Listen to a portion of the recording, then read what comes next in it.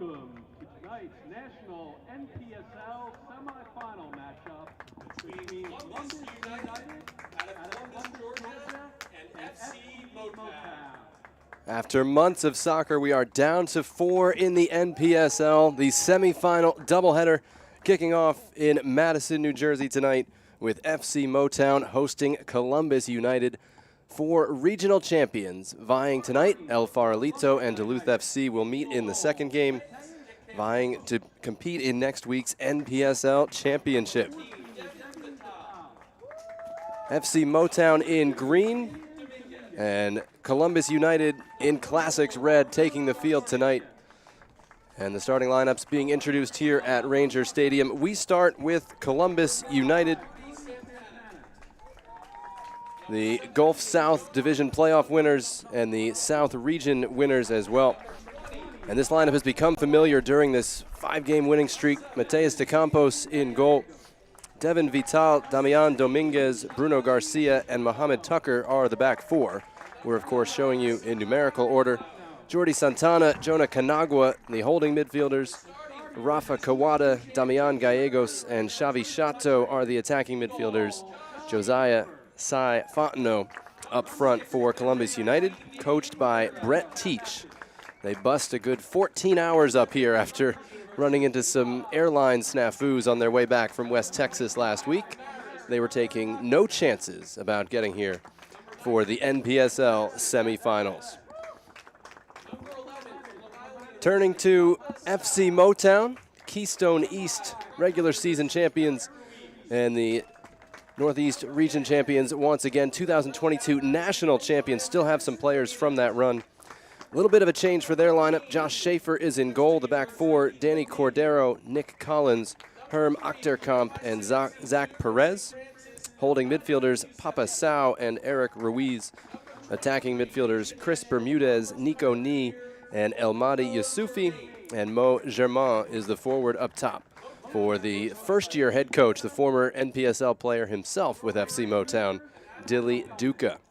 No Joe Holland in the game day roster for Motown. Joe Fala comes off the bench. So a couple of surprises there. But Motown has been here before. Columbus United in its first season trying to spring another surprise as we pause for the national anthem.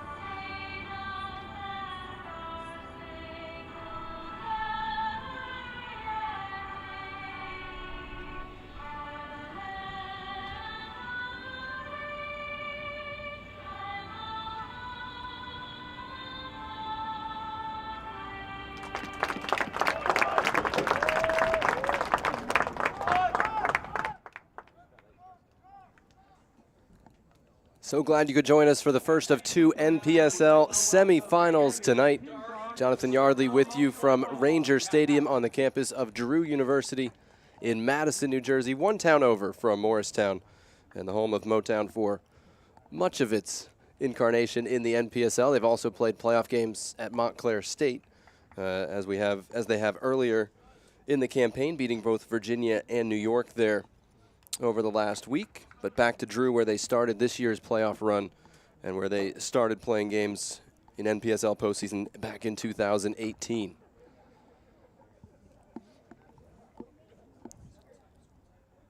Danny Cordero and Bruno Garcia, the 2 captains, meeting with our officials before the game. Again, first of 2 tonight in the NPSL, with El Farolito and Duluth FC squaring off later, determining who will play in next week's championship game. FC Motown unbeaten on the NPSL season, does have the inside track to host if they win. But a long 90 or 120 minutes away for everybody. And I believe that's the mayor of Morristown, Tom Doherty, out there for the coin toss as well. So we got some official mucky mucks here, in addition to the usual turnout. Fans still coming in at Drew. What a run it's been for Columbus United. Played 4 of their first 5 games on the road, got off to a slow start, but really hit their stride and then turned it on when it mattered most, the Gulf South playoffs.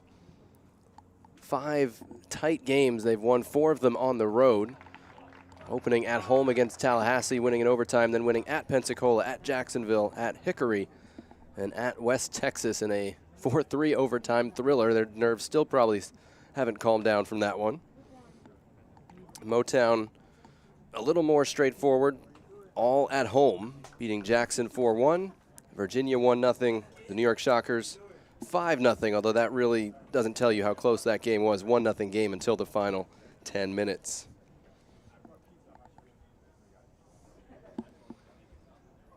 Great night in New Jersey, temperature in the 80s. Comfortable enough to work up a sweat, as the guys running around will.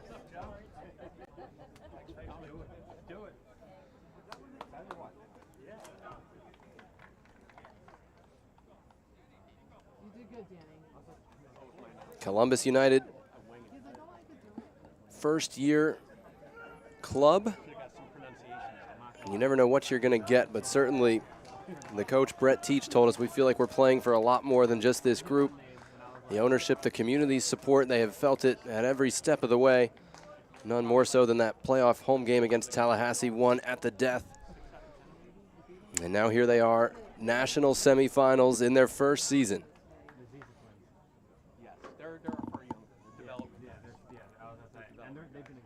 They went to their colleges in June. And soccer starts so much earlier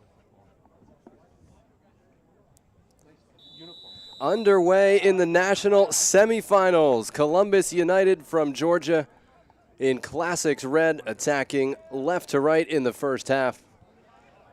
And FC Motown from New Jersey in bright green, attacking right to left in this first half, hosting the game here in Madison, New Jersey. The officials for the game, Sean Conley is the referee, Ryan Homick, Adam Cook, the assistants, Balvier Cabrera Garcia, the 4th official.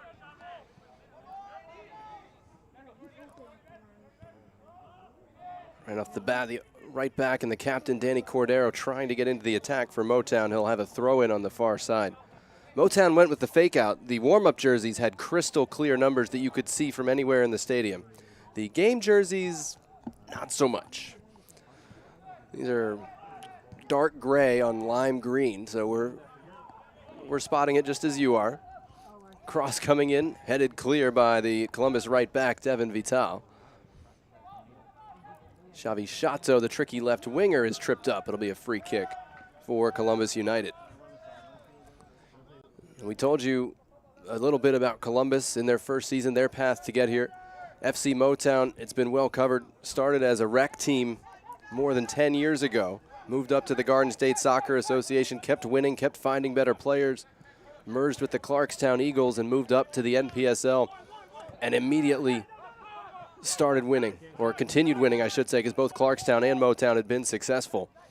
And this is on a national level, conference title, regional title, or title games.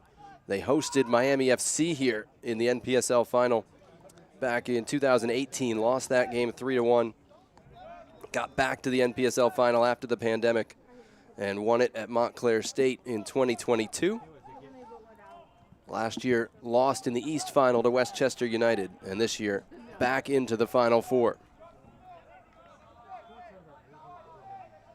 So a bit of a contrast in terms of background. Also a contrast, and this will not surprise you, in terms of roster construction. Everybody's just trying to find bodies this time of year because players start getting recalled to colleges. So obviously these rosters have have undergone some changes. But just looking at the composition of the 11 players on each side that are starting this one, for Columbus United, 4 players whose last team was a Division I team, 3 from Division II, 1 from Division III, and 3 from NAIA. So all either current or very, very recently completed their collegiate playing career. Motown, it is a decidedly different story. 3 current players, 2 at Rutgers, 1 at Princeton. We'll tell you more about them. 7 former college players, and 1 player who arrived in the U.S. via Haiti and has not gone through kind of any of the traditional American soccer structures. They've got another one on the bench. And I haven't done average age comparisons, but I guarantee you Motown's is at least 3 years older. So it is a contrast. Challenge in the box, Bruno Garcia, the Columbus United captain, winning that one to the corner. Mohamed Tucker, the left back from VCU, where Brett Teach used to be the coach, or used to be the assistant coach before he moved to Mount St. Mary's. A couple of VCU guys on this roster as that cross goes out for a goal kick. Mateus de Campos, the goalkeeper for Columbus United. He's out of the University of Rio Grande, which sounded to me like it was in Texas. I was like, oh yeah, I know where that is. No, it's in Ohio. I haven't figured out all the etymology for that. NAIA school. Brett Teach said, how did I find my roster? I called my friends. Drive from outside, whistles wide. Motown with the first shot of the game here in the 5th minute. Brett Teach has been coaching for 37 years.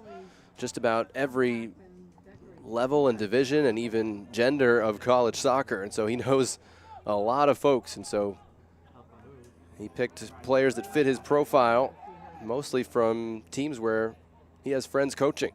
Another cross come in, back post, volley, in at the near post. Motown strikes first, 5 minutes in.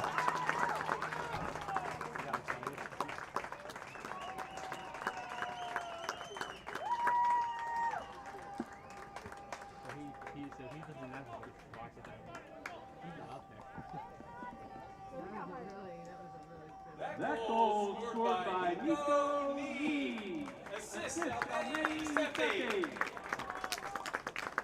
Well, he just can't stop scoring. Nico Knee from Princeton came off the bench last week, scored a hat trick in the last 10 minutes to put that game against the New York Shockers out of reach. And he curved his run to the back post to get open, took the volley well at the near post, and crashed it home, and Morristown is in front early.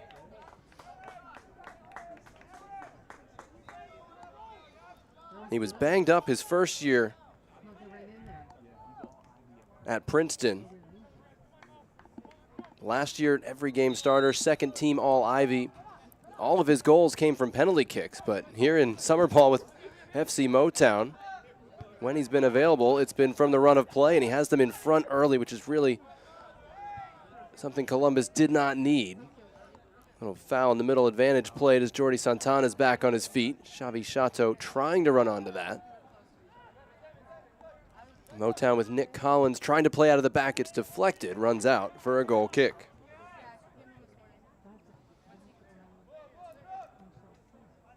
So we'd seen Morristown, I see I used the long name. We've seen Motown be dangerous on the right side. Chris Bermudez has started on the left instead of the right, as we were told, and so it's El Mahdi Yusufi on the right. He played the cross. And Nee, who's playing as the attacking midfielder, the number 10. Both teams really look 4-2-3-1 to start this. Nee made the run, kind of overlapping Bermudez to the back post to get open.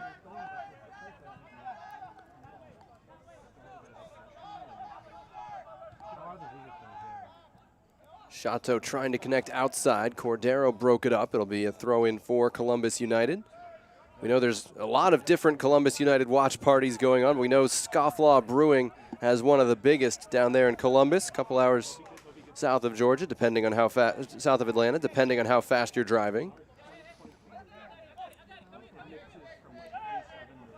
Not the start they wanted, but a long way to go. And certainly, if anything has shown Columbus United that you need to play the full 90. It was their game against West Texas last week where they led 3-0 early in the second half, but playing against the wind gave up 3 goals and had to go to overtime before they won it. Achterkamp forward, broken up by Vital. Into the penalty area, long run. And Achterkamp gets it away to the near side. Bermudez, former pro, playing it behind the back line for the run of Germont. We're not going to get into how to spell his entire first name. It's just Mo to everybody. Can't get away from Damian Dominguez, and Columbus United has it back.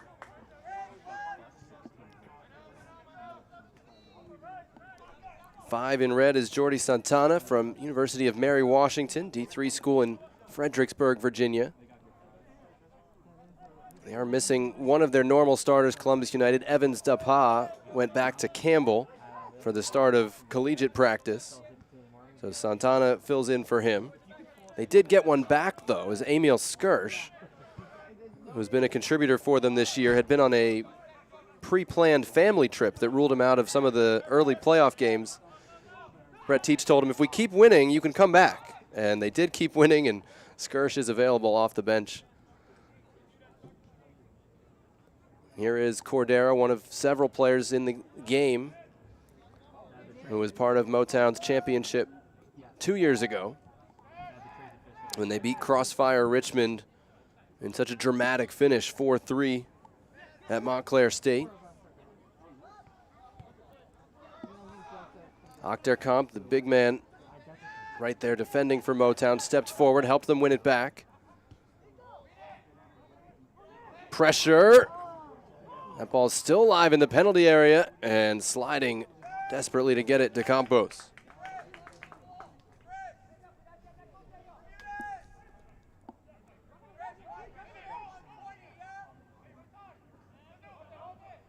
Xavi Chateau stepping inside on Cordero, wins the foul call. Free kick coming.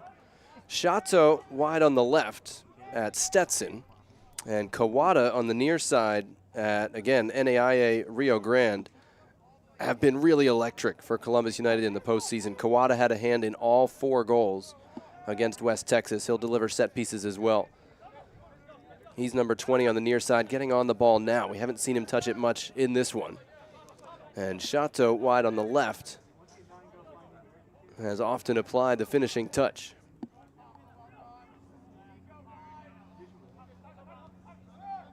Chateau coming through the middle.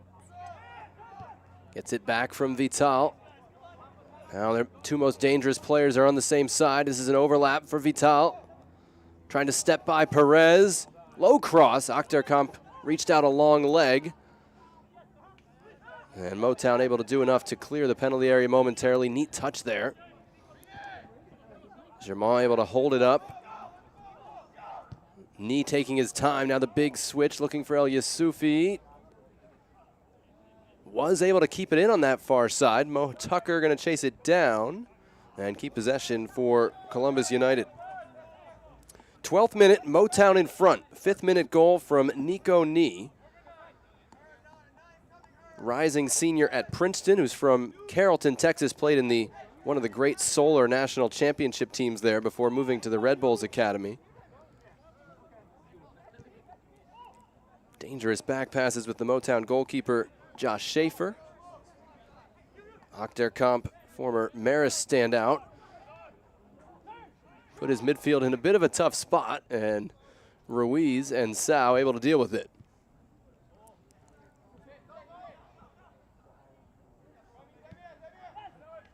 This is Nee wearing the brace on his left wrist, running through the midfield. Ball poked through, and the foul is called. Free kick coming for Motown here, 12 minutes in.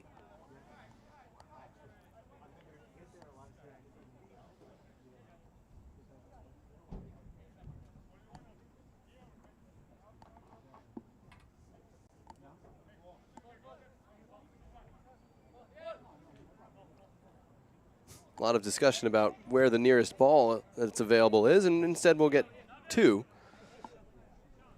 Now they've got the one they're ready to use.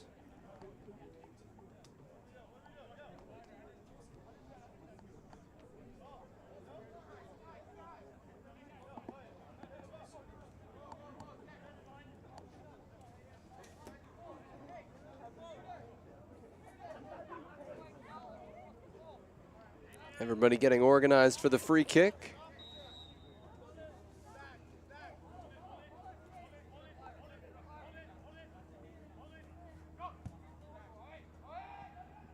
No Joe Fala to aim for on these. I know anybody playing Motown has to worry about him on set pieces. He's coming off the bench in this one. Chance for Columbus United to counter. Chateau will cut it back, wants the big switch for Kawada. Instead it drifted too close to Damian Gallegos and runs all the way to the goalkeeper Schaefer. Lights on at Rangers Stadium, but still plenty of light to see this one. Early stages, but Motown out to a 1-0 lead. Goal was in the 5th minute. That one will run through to Mateus de Campos.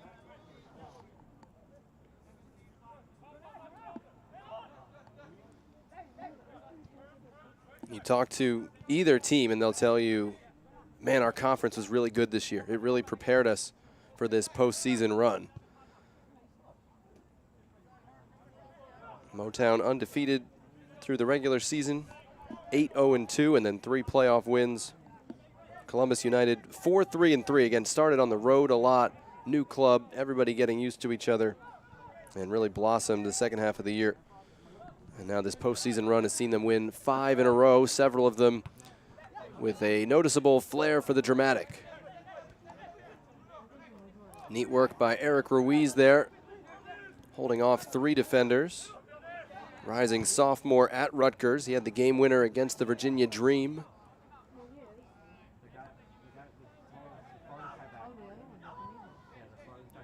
Cordero breaking lines for Motown. Out wide, and they weren't on the same page. Yusufi was cutting out to the touchline, and Cordero's letting him know just where he thought he was going.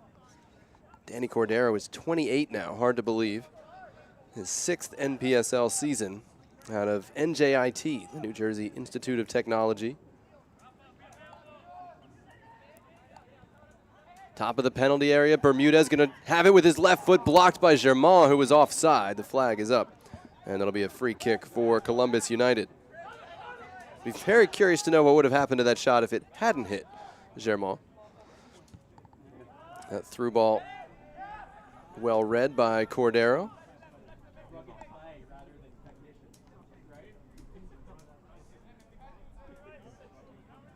Pretty nice for Motown. Hey, Joe Holland's not available this weekend. All right, we'll just plug Nico Nee into the starting lineup. He just had a hat trick last game, and he scores 5 minutes in. I mean, this guy could just walk off the field right now and have the best goals to minute ratio in NPSL history. Yusufi on the right, Cordero getting into the attack once again.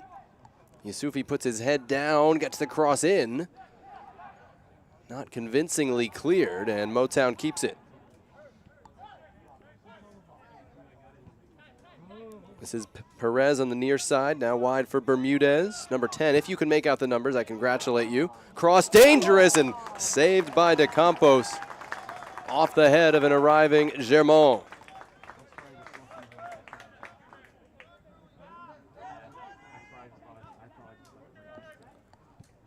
Goal came from a cross wide on the right.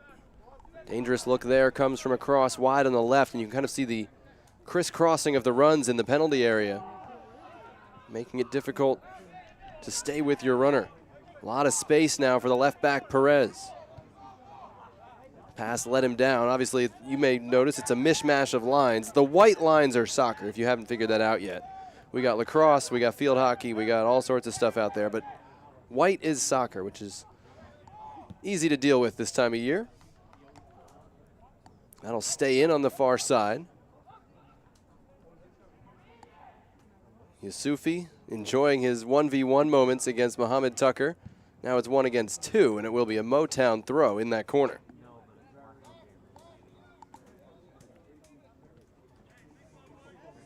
First of 2 tonight in the NPSL. El Farolito and Duluth have the nightcap. I will not be with you for that one.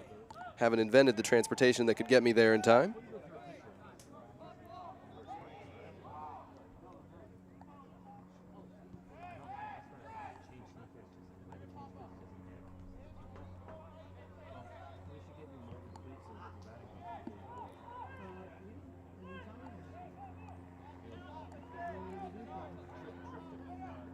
Tight spaces there, and Jonah Kanagwa able to move it backward.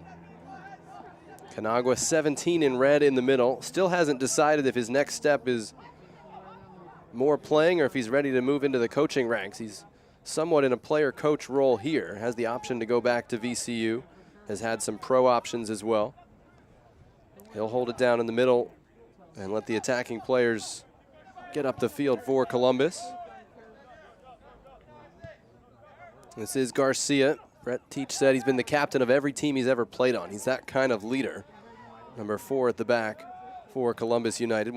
A couple of their big goals this year off of set pieces, including the overtime goal that beat Hickory FC.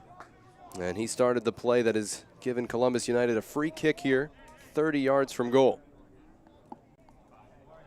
And you can see 20, Rafa Kawada from Sao Paulo, Brazil, heads over to send this in.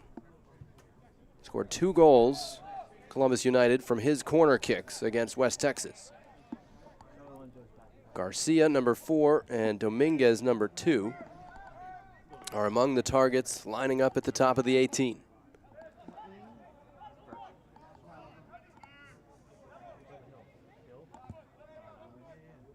Rafa Kawada sends it in. Garcia, the target, didn't quite get to him as it came off the head of Fontenot first. Not dangerous in the end.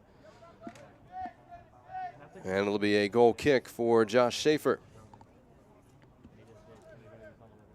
He was the reserve goalkeeper on that national championship team in 2022 behind David Graycheck. Been the starter much of this year from Ringwood, New Jersey. Just about everybody here has a local connection of some kind, whether it's the college they attend now, the college they played for, their hometown.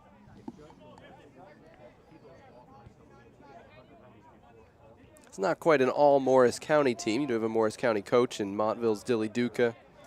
You do have Mount Olive's Nick Collins at the back, but it's New Jersey and tri-state area most of the way through.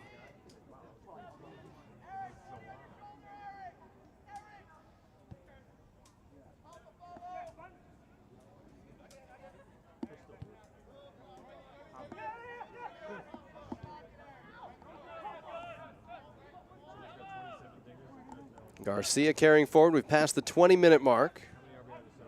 Columbus United gave up the early goal. Motown took the lead in the 5th minute. Hasn't seemed to phase Columbus, though. They have not been exaggeratedly on the back foot, but they turn it over here.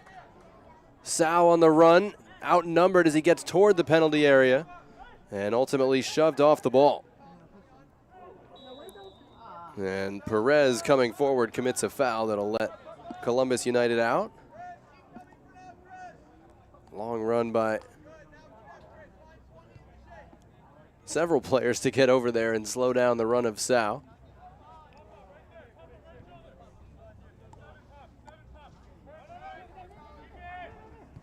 Columbus wants to have the ball. They're very clear about that. They want to think vertically while they do it, but they want to have the ball. We're talking 500 passes a game have the ball, and they have been successful in turning that into offense. So the 1-0 game state with Motown in the lead kind of sets you up for that, right? They can sit a little bit, let Columbus have the ball, and try and break them down when the ball turns over.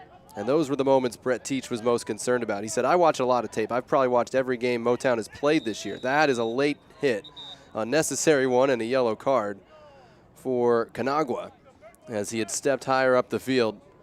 And that was pretty much a no-doubter.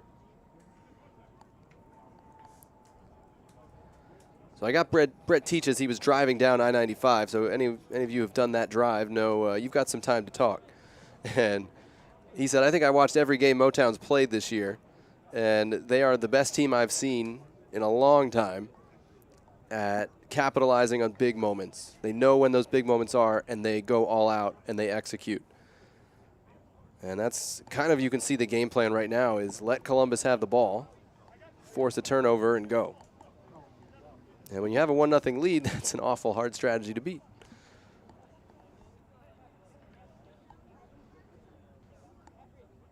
So Kanagwa's been warned by our referee, Sean Conley. And when we're ready, Motown will restart with a free kick in its own half.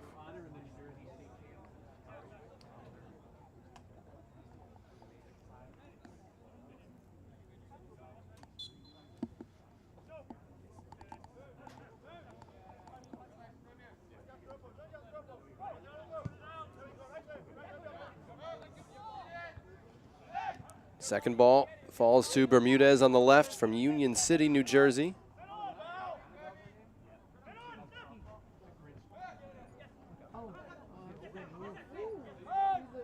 The ball won back by Perez for Motown, wide for Bermudez, left-footed delivery, dangerous.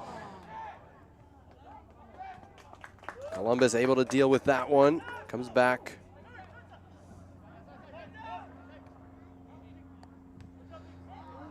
Unable to bring it down cleanly. Kawada getting it ahead in the middle for Gallegos. Able to keep the ball, but took a while to get it moving. Now Santana keeps it going. Xavi Chateau against Cordero on that side. Chateau going left, got a step. Cordero did just enough to slow him down, but Columbus still with it. Santana will reset.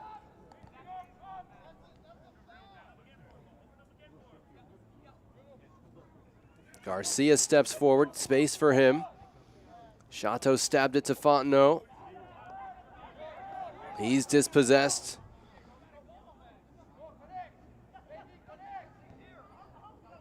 Motown trying to run at speed on the counter. They don't really have numbers, but they're making it dangerous anyway.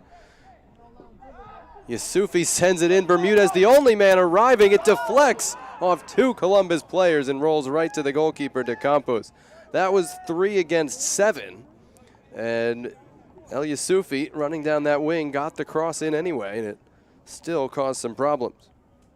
El Mahdi Yusufi, 25-year-old from Morocco, played with New York City FC 2 in MLS Next Pro a couple years ago. After a collegiate career at St. Francis, Brooklyn.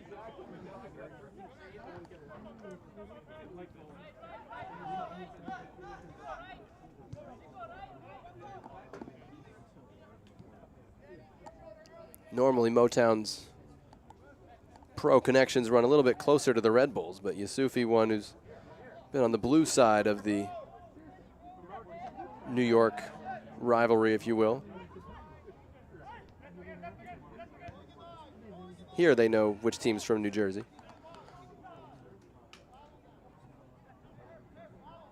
We're in Madison, New Jersey, about an hour west of the city, of course, depending on traffic, as everything is. Chateau running in, leaves it for Kawada. His shot blocked. Columbus still pressuring, no shot from outside the box, drives just wide of the post, off the boot of Santana. But encouraged are the Columbus faithful who have made the trip up. And we salute the red jerseys off to our left and anybody who's had that kind of following, been able to get up here. Some promise for Columbus United as this first half goes on.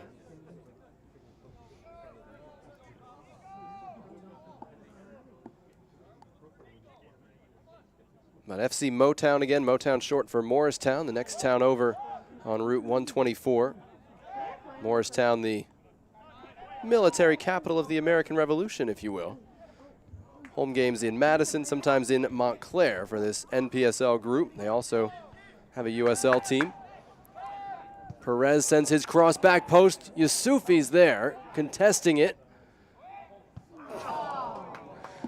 Second ball did fall to him, but a little bit too high to do anything useful with it. And he sent it up into the evergreens.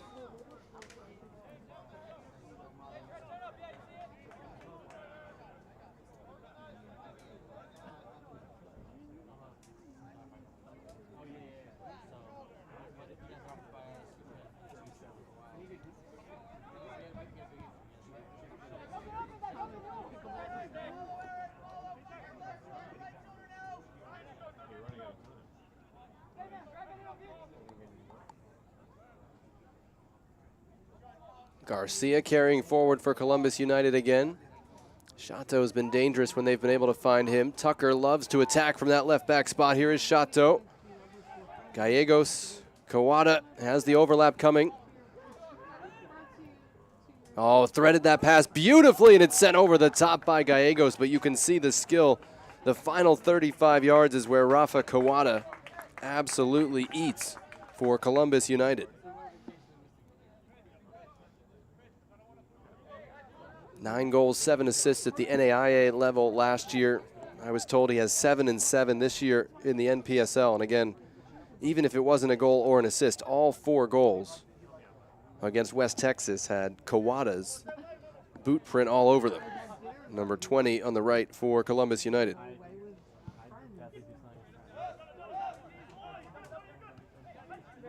Wow, Ganagwa was allowed to bring that ball down at midfield on his boot.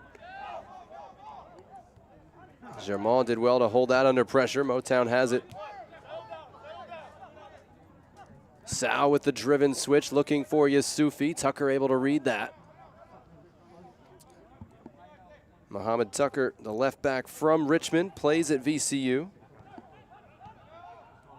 A little bit more of an attacking left back than a lockdown guy. But we've only seen him get forward 1 time today, and that was that last interchange that was pretty dangerous.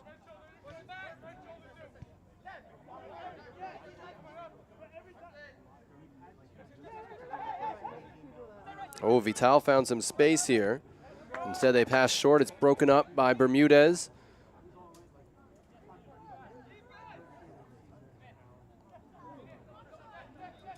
Motown will reset at the back with Nick Collins and Herm Achterkamp.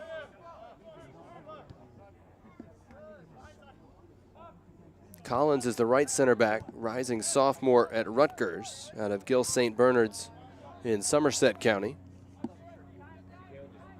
He's on the ball here. Neat slalom footwork to get it to Sal.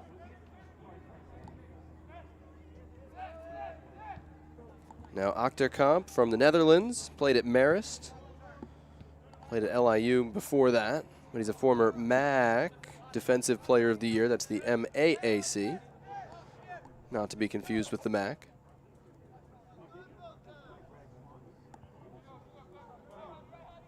"30 minutes in, NPSL semifinal number 1. FC Motown in green, leading it 1-0 on a 5th-minute goal from Princeton's Nico Nee.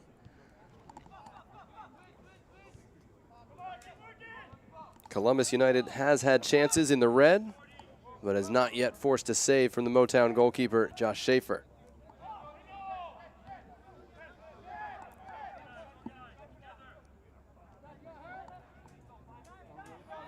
Motown, incredible success rate in the NPSL playoffs over the years, 19-3-3. And most of that has come at home. 18 of the 25 games at home, where they're 14-2-2. And I looked this up. Remarkably, they're 7-1-1 at Drew and 7-1-1 at Montclair State. So it doesn't matter where they are, you're getting pretty much the same type of home edge.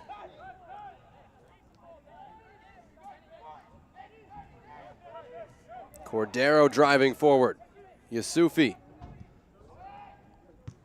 Vital sent the cross right back at him, and it's out for a Motown throw.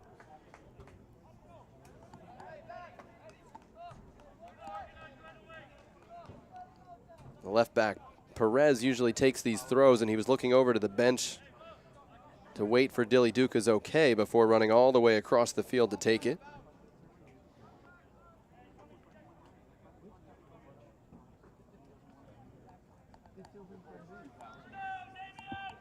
Again, usually follows the target, but Achterkamp at 6'4" makes a pretty good target as well. Got over him, bouncing around. Bermudez got a boot to that. It came off of Columbus' head. Should be a corner, and it's not. And you can just tell by the players' reaction, they didn't get that one right. If you're not sure as a referee, the players' reaction, unless they're really good at feinting you, is usually on the money.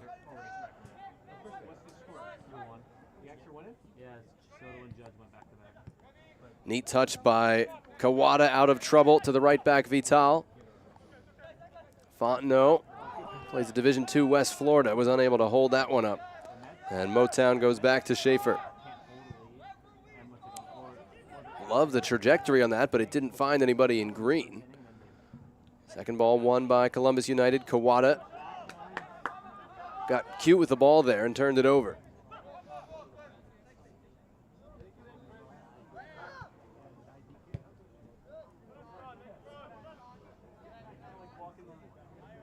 told you Motown, named for Morristown, a lot of Revolutionary War history. I love the connection as this long ball chases Cordero, and he tries to get a touch to it and sends it wide of net. Ball really checked up on the turf rather than running through to the goalkeeper, DeCampos. And Tucker, the left back, had to make a long diagonal run to cover the Motown right back, Cordero. Anyway, where I was going with that story was the Motown jerseys have 1776 across the front. You probably can't see that too well on the stream, which is always a nice touch. It's actually a restaurant in Morristown that sponsors, but it's also a nice touch and throw in with Morristown's actual history.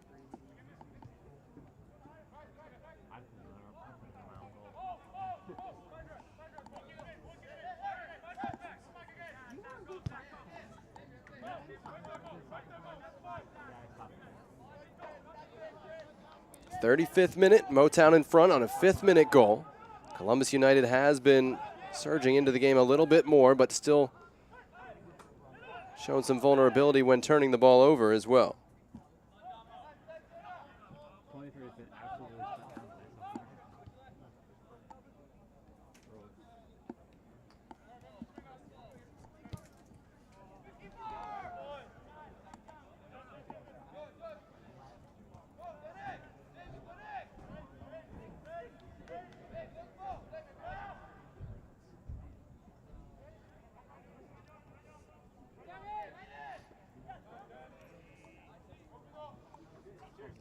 Knees run in for Yusufi into the penalty area, driving it low, and DeCampos down to his left with the stop. We barely called Nico Knees' name for the last 20 minutes, and he pops up in a good spot there and found the outside-in run of Yusufi.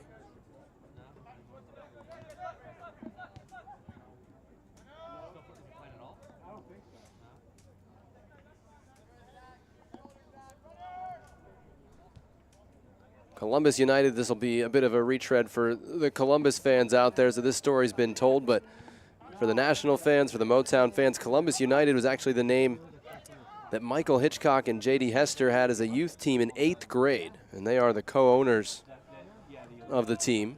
And J.D. Hester, who stayed closer to home there in Georgia, actually played for Brett Teach at Oglethorpe University. And Teach said he tried to recruit Michael Hitchcock, and Hitch ended up at VCU. So he did the next best thing and recruited his son years later. And Michael Hitchcock, of course, very influential throughout American soccer. Part of this ownership group, first-year team. And they hope setting the stage for long-term success. Certainly national semifinals is a great start, but you know, if you're good enough to be there, you're good enough to expect and want to win this game, and Columbus United has been on the move for the last few minutes.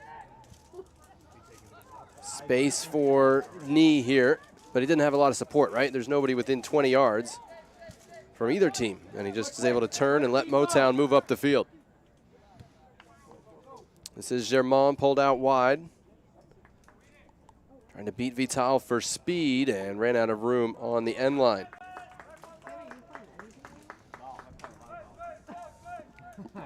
Mo Germain, the Morristown center forward, is still only 22. Played in the Under-17 World Cup for Haiti back in 2019.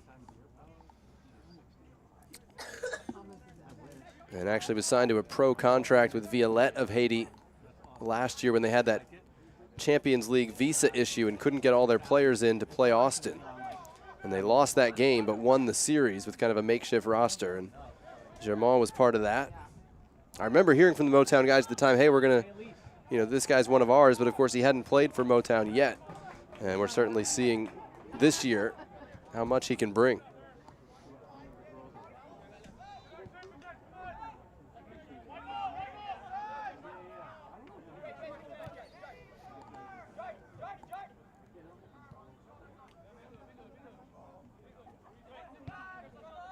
Kawada pops up centrally, all kinds of space there. Look off pass for the run of Shatto. He's flagged offside, and it's a free kick to Motown, but giving Kawada that kind of room in zone 14 is a no-no.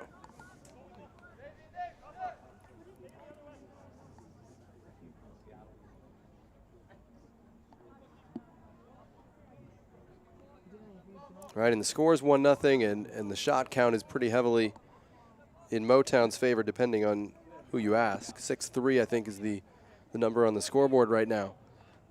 But you can see Columbus tails are up, and Motown is kind of saying, okay, we're going to absorb the pressure. We're going to conserve some energy here. And it may benefit them later on, right, if they can continue to win those key moments. But it is allowing Columbus a bit of a toehold to move up the field.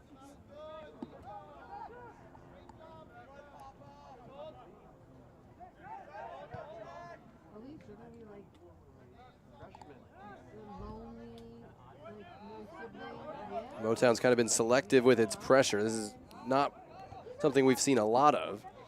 Well, Columbus playing through it here. Santana with a comfortable back heel flick to keep that moving to Dominguez.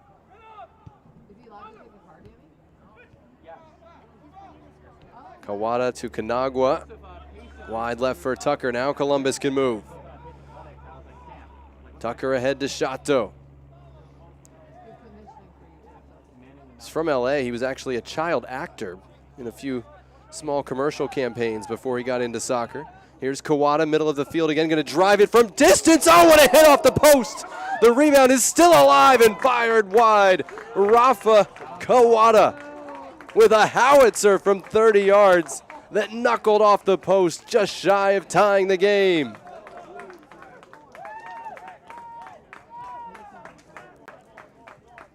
What did I say about Rafa Kawada in zone 14? You can't give him that room. And usually you think, oh, he's a pass-first guy. He's looking for somebody. He shot on sight there, and he didn't miss by more than 6 inches.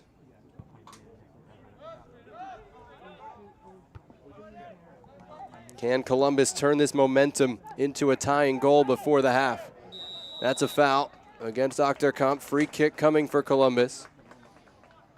Drawn by Fontenot, number 9.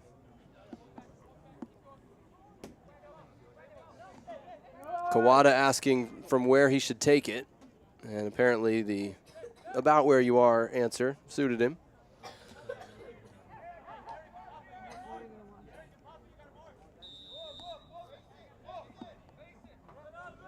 Rafa Kawada bends it in. Header right into the hands of Schaefer. Came off the head after a bounce, so it was hard to get too much momentum on it, but another dangerous look for Columbus United.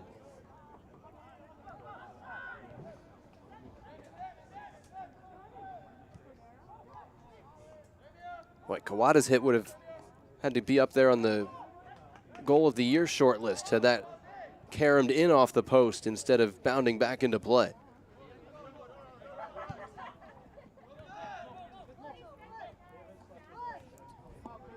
Germain with some quick footwork, but Dominguez staying right with him.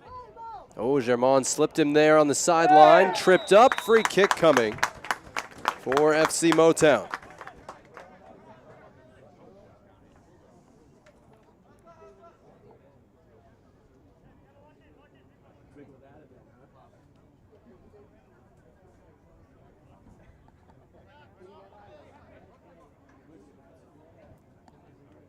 The pink boots, and well, there's Germain, all by his lonesome near the penalty spot. Everyone else is lined up at the top of the 18. The pink boots and the number 10, which you might not be able to make out, are Bermudez. Delivers, headed clear by Garcia. The Columbus captain run down by Sao. Garcia heads clear again. Shato did well to turn that around the corner for Santana. Kept the ball in play. Shato onto it. Kawada's at the bottom of the screen. Numbers for Columbus if Shato can play it across. He's tripped up by Cordero. Free kick coming. Cordero head in his hands. If you're going to call the foul, he may be lucky not to get a yellow card there. He didn't think it was a foul, of course. And it's going to be a dangerous free kick for Columbus United.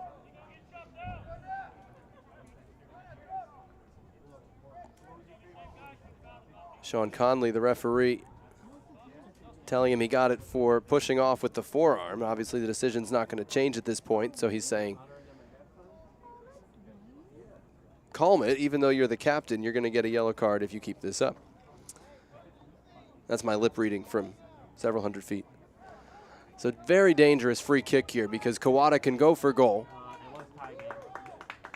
or he can send it for all these targets and hope for any kind of touch, a clean one or otherwise, to beat Josh Schaefer. Columbus United has been upping the pressure over the last 15 minutes.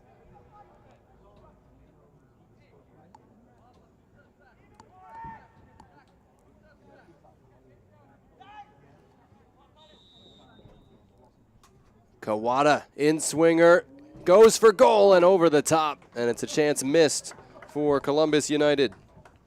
Even though it ups their shot count ahead of Motown's, almost all of that difference coming in the last few minutes. That was one with the number of bodies in the box Columbus United wanted to keep in play.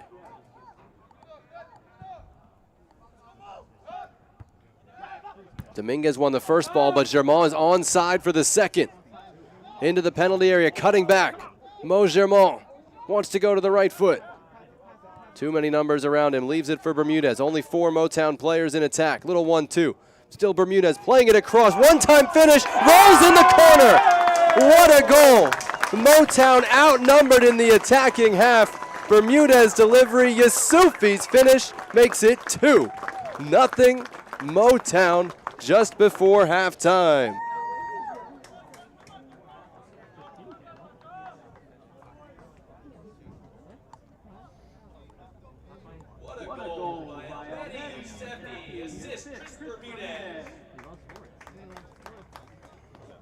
The 1-2 between Germain and Bermudez set that up on the left side, and then Yusufi didn't look like the way he wanted to hit it, but it was dead-eye accurate, just inside the side netting, rolling on the turf.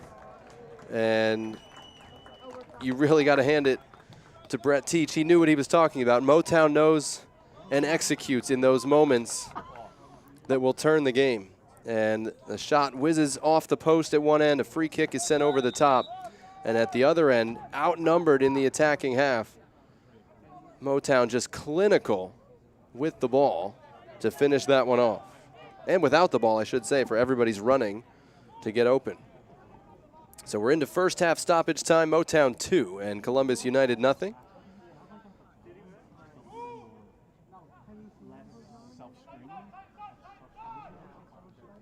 Fontenot holding the ball up for Columbus.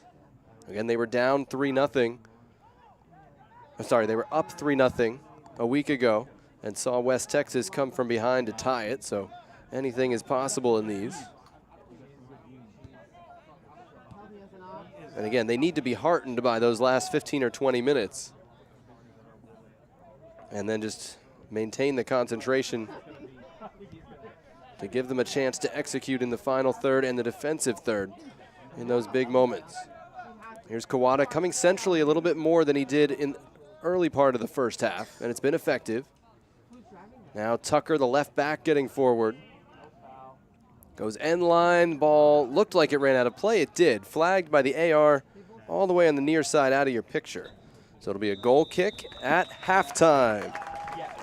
FC Motown strikes at the very beginning of the first half. They strike at the tail end of the second half, at the end of the first half. They withstood some pressure within it. They applied some of their own, but it is FC Motown 2 and Columbus United nothing at halftime of our first semifinal. Again, El Farolito and Duluth FC playing in the other semifinal later tonight. Catch it right here on YouTube as well. But through 45 minutes, the goals for Motown from Nico Nee in the 5th minute, El Mahdi Yusufi in the 45th. Halftime score in Madison, Motown 2 and Columbus United nothing.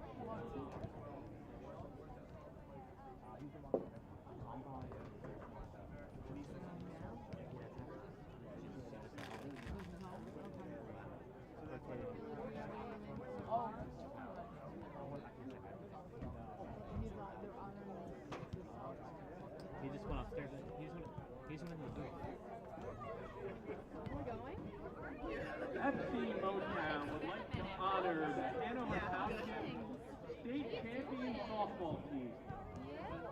They had an epic run, beating Franklin Lake, Clifton, Elmora, Tom's River, and dreaded Morristown in the best of 3 series.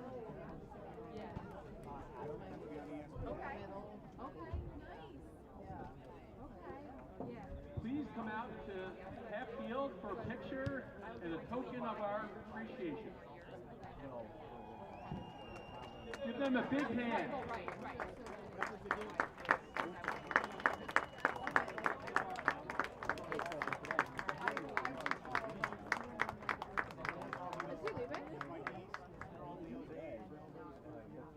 This was a small population town that punched well above its weight, beating massive towns. Just an epic achievement. We'd like to honor coaches Sean Hendricks and Pete Foster.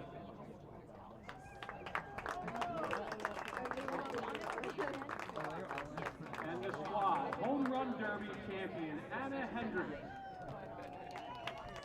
Mackenzie Foster,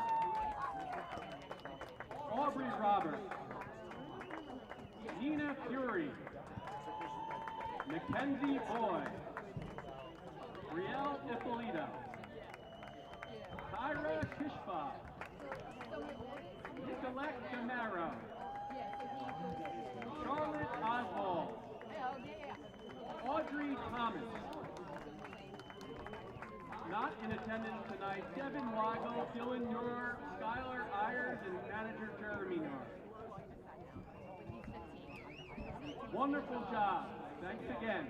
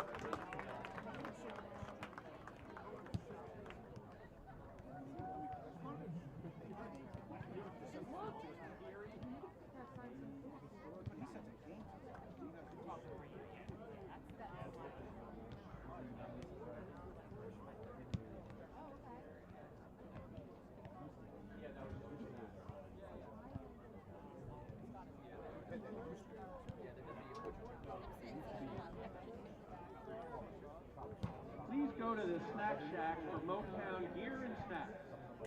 FC Motown would also like to thank its sponsors, 1776 of Morristown, the hottest restaurant and best steaks around, and Premier's Nursing Care.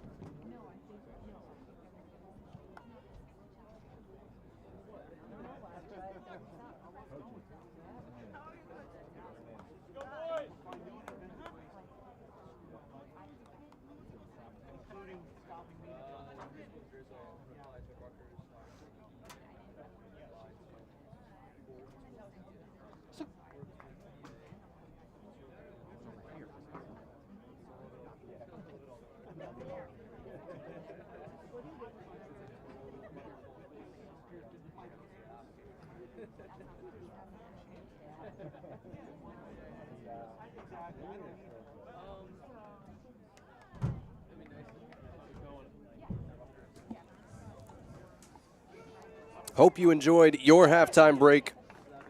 They're getting ready to start the second half here in Madison, New Jersey. FC Motown, the home team from Morristown, New Jersey, just the next town over, hosting Columbus United in red from Georgia. 2-0 Motown lead. First half was a lot tighter than that in the balance of play, but Motown with the goals in the 5th minute and the 45th minute to lead 2-0. Again, in between, Columbus United whistled a long-range shot off the post and created some chances. So a lot to build on for the second half. And FC Motown trying to protect the lead, maintain their unbeaten NPSL season, and advance to host either El Farolito or Duluth FC in next week's NPSL final. Those two meet in the other semifinal later tonight here on this same YouTube channel. Right here, it's goals from Nico Nee in the 5th minute and Elmadi Yusufi just before halftime. Yusufi set up the first, scored the second, and a gorgeous 1-2 between Chris Bermudez and Mo Germont set up Yusufi for the second. We'll keep an eye out for changes. We haven't seen any. Oh, well, there's one, I can tell you. For Columbus, Carter Berg into the game here at halftime, number 18, just out of your picture. He's the blonde hair at the bottom of your picture. That's Carter Berg. And we'll keep you posted on other changes that we notice, such as a guy wearing number 4 for Motown when I don't have a 4 on my chart here. So we'll work on that. We'll effort that.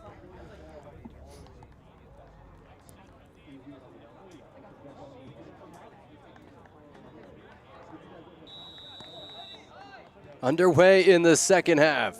FC Motown in green from Morristown, New Jersey, leading 2-0, unbeaten on the NPSL campaign, hosting this game and ready to host the NPSL final next week if they win, but a big 45 minutes ahead as they try to hold off Columbus United FC in Classics Red from Georgia in its first season and on a 5-game winning streak in this postseason. Here is Mo Germont, sent one defender to the turf. Into the penalty area, leaves it. Unselfishly, the Morristown midfield keeps it moving. Falls to knee in the penalty area, driven over the top by Papa Sao, and you could hear the collective groan from, I think, Morristown playing personnel and fans as well. So it looks like that's the only change for Columbus United, is Carter Berg up top. Number 18, a rising senior at University of Mary Washington D3 school in Fredericksburg, Virginia. And he had the responsibility to take the penalty kick to beat Tallahassee in overtime of their opening playoff game. He's up top replacing Josiah Fontenot, who just goes the first 45 minutes.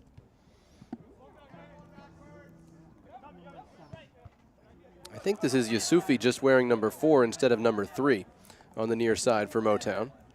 Their numbers are difficult to pick up. We're going to have a word about that for next season. That long ball skips, finds Bermudez on the left ahead for Mo Germont.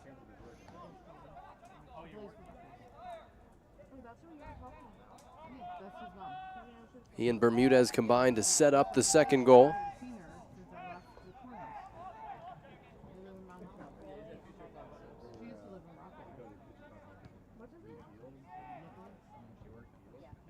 We got a halftime visit from the mayor of Morristown. And Morristown's 12-year-old Little Leaguers are also playing for the state baseball championship tonight. It's a busy time, even if we're in Madison.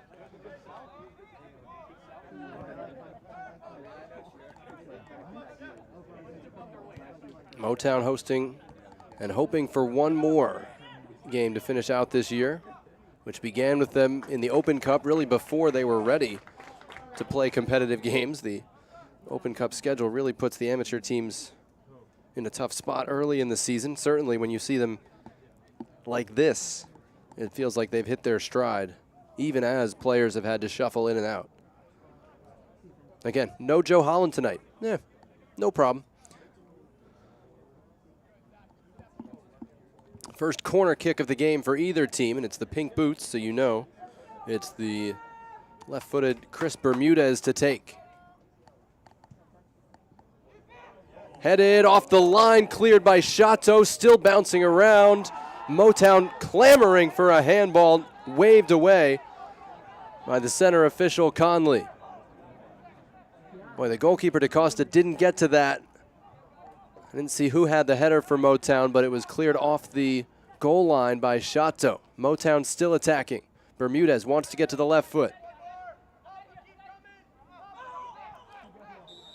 Accentuates the foul, perhaps, and wins a free kick in a very dangerous spot.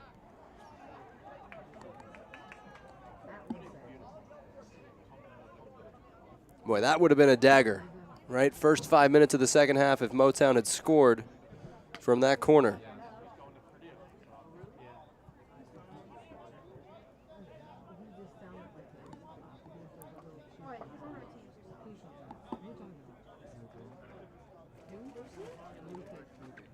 So Bermudez and Papa Sao line up over the free kick. Sao, the right footer, Bermudez, the lefty.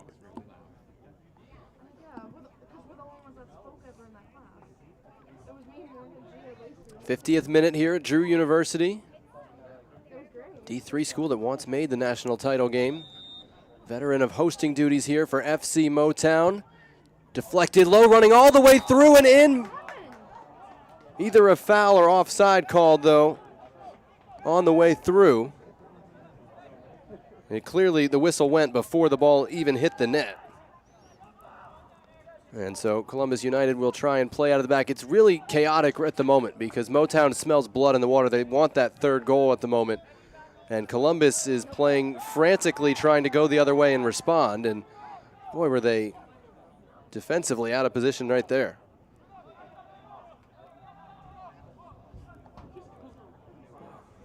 Whatever the coaches said at halftime, I think the teams have forgotten it. They have come out energized, certainly. If it was motivation, if it was a motivational halftime talk, they remembered that part. If it was tactical, maybe not so much. And again, that was Brett Teach's concern, the Columbus United head coach.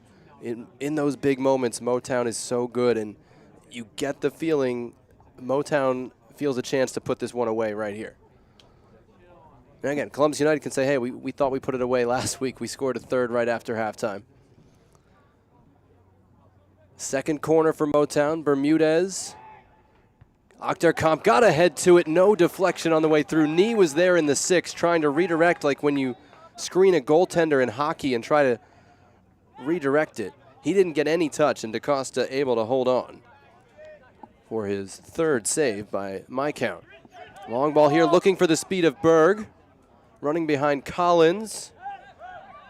Able to come away with the ball. Smart pass into space, bringing the right back Vital in. His cross dangerous, too far for Berg. And Motown able to clear. And you can see Columbus just has these 3 players back. And Motown had the attackers but couldn't get it to him. A lot of space on the field right now.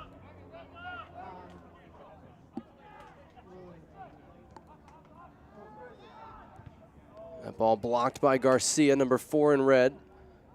Columbus United not done defending yet, though.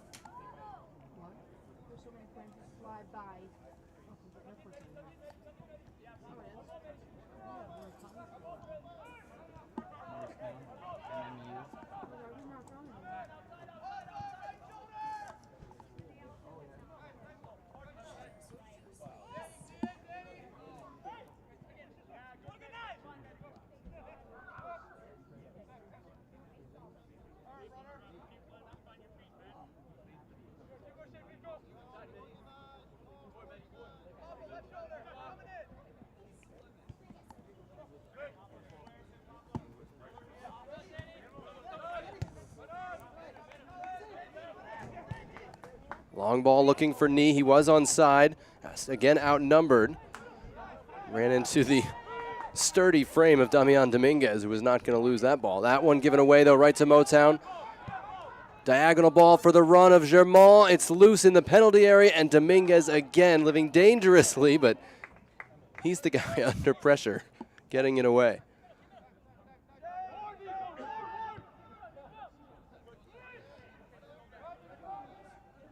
Again, this thing has really come out open to start the second half. Again, you get the sense the next goal could determine it. Certainly if Motown gets it, it feels like lights out. Columbus United has had really good moments in this game. That's a good leave by Chateau for the left back Tucker.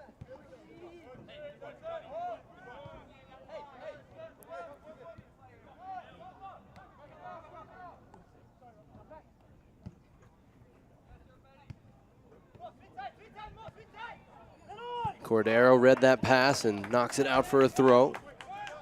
You can really see the maturity of Cordero. He sees the game so well 6 years later after coming out of college, and he's still got the energy and the athleticism to get up and down. So he's playing midfield at times, he's playing right back at times. He can do them both, sometimes on the same play. He's defending here against Tucker. Knocks that one out for a throw. 55th minute, maybe Columbus United has weathered that early Motown push for a third.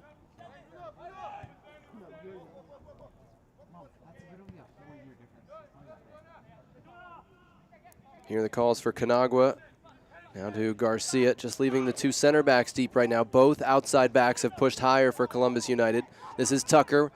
Gets the cross in low, dangerous one, runs all the way through, and it's sent over the top. Golden opportunity for the halftime sub Berg. Head in his hands, because that was Columbus United's chance to get back in the game.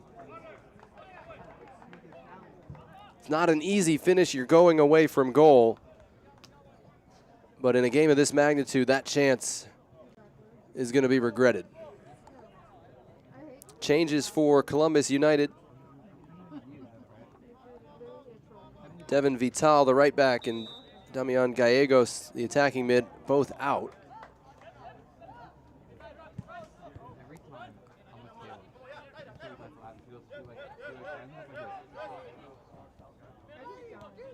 I think Kawada's going to move centrally, and Jeb Scarborough going to go wide on the right for Columbus. That'll be one change. We'll get to the other shortly.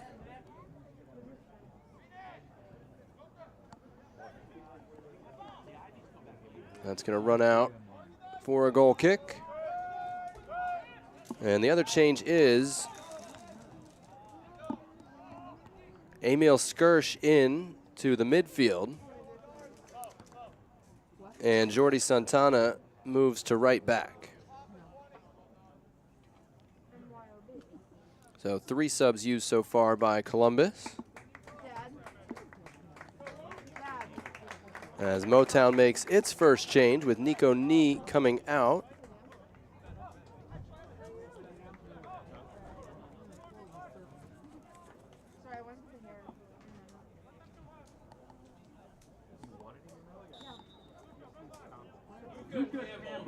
And Luca Campbell comes on, a rising senior at Stevens Institute.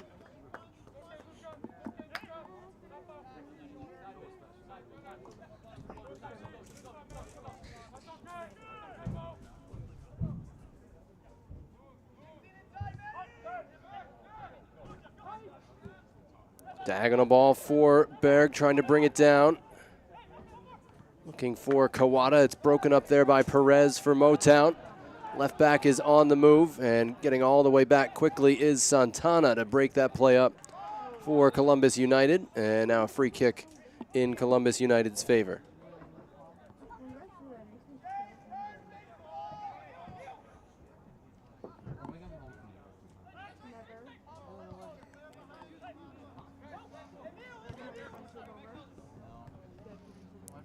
Shato with a little hesitation move. Yusufi dispossessed him, is whistled for a foul.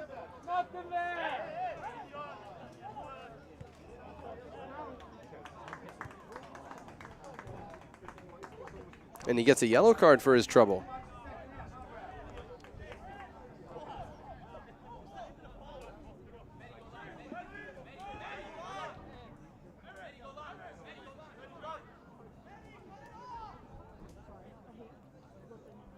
A lot of conversation as this one is recorded. 58th minute, Motown leads Columbus United 2-0. If you're just joining us, the action came early with Nico Nee scoring in the 5th minute for FC Motown. Columbus United hit the post with a whistling shot from 30 yards by Rafa Kawada midway through the first half, or late in the first half actually. I think it was the 40th minute, and then shortly after, Motown got its second with Elmadi Yusufi, who had set up the first, scoring the second after a nice 1-2 off the ball, or on the left to set him up. And that's where we stand. Motown also had a shot cleared off the goal line early in this second half, which has been much more frantic and wide open than the first.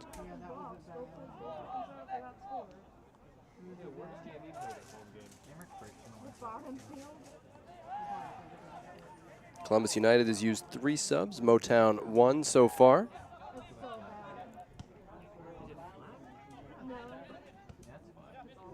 And I love about the semifinals and the final that you have the full week's break in between. We're not dealing with any of this Wednesday, Sunday stuff. Look at Yusufi go. Races onto this one into space, into the penalty area now. Goes to the right foot, trying to cut it back. He has help, uses it. Cordero's cross back post, headed down and deflected away. Germont thought about shooting. Instead, his cross is broken up. Canagua ahead for Berg. Motown defense dropping off, and Berg trying to find Shato. Saw his pass broken up.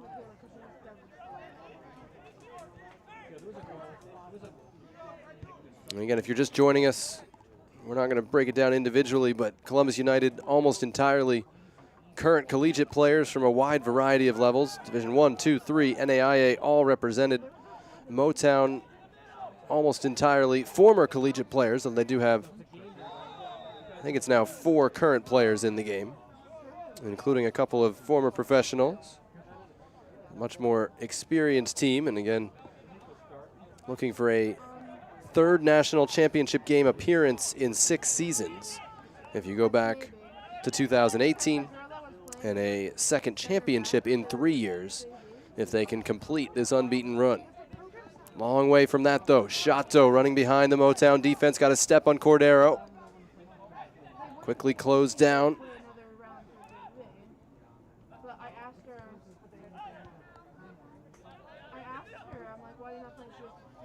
Tucker, the left back. Now Kawada, one of the danger men, gets it back on a 1-2. Now Tucker stayed on side. Tried to nutmeg his defender to find Kawada, couldn't do it. And it's Yusufi putting in the defensive work.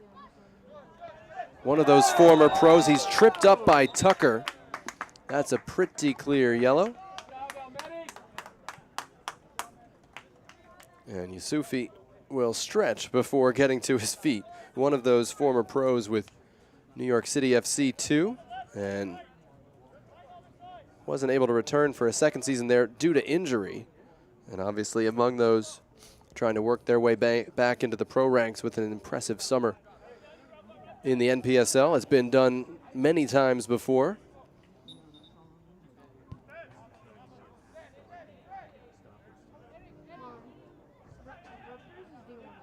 '62nd minute, Motown leads it 2-0.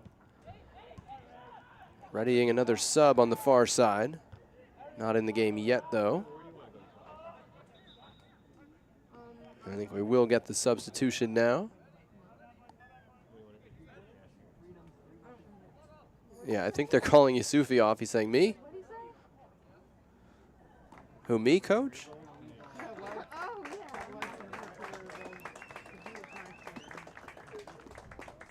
And so you get a burst of applause from the Motown fans as Yusufi, having set up the first goal and scored the second, leaves on a yellow card, making sure he doesn't pick up a second.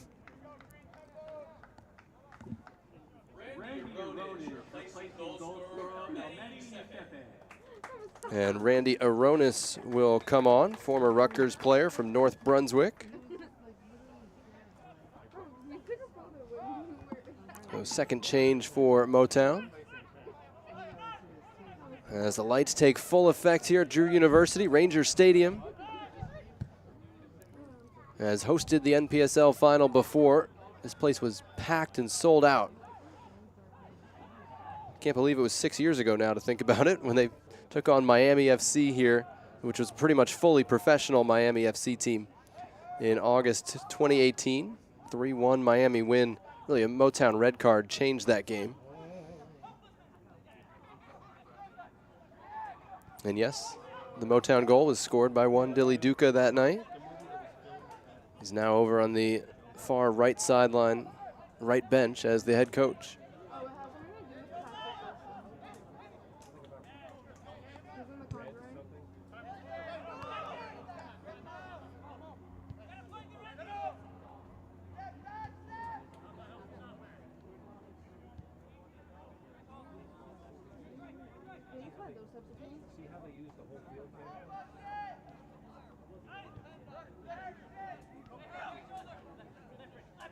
Skirsh across the halfway line. They were looking for Tucker, and of course it's Cordero reading that, sending it up into the stands. Nice grab right there. Somebody with, you know, goalkeeper or wide receiver skills got the hands in the perfect spot for that. We can't show that on the broadcast, unfortunately, but it was a nice play. Meanwhile, back on the field, Columbus United with it, trying to turn this possession into scoring chances. Emil Skirsh, number 8, interesting story. Plays at University of the Cumberlands in Kentucky, and he's originally from Denmark. He and his family had long planned a trip this summer sightseeing in the U.S. Hey, you're in college in the U.S., we're going to go see some places. When's a good time to do it? Well, before preseason, right? Here's Kawada, diagonal ball. You could see the idea, but Perez slowed it down. Scarborough applying pressure, though, for Columbus United. Wins it back. So Brett Teach says, all right, Emil, go have your vacation. Good luck. You know, if we're still playing, you can always come back when you're done. Let us know. Well, here they are, still playing. And again, they just had Evans Dapa recalled by Campbell. So, yes, another central midfielder is a wonderful thing to have. And Skirsh is on the field in the NPSL semifinal. Long ball for Germont, able to bring that down. Great control off his thigh there. Real soft touch to win a throw.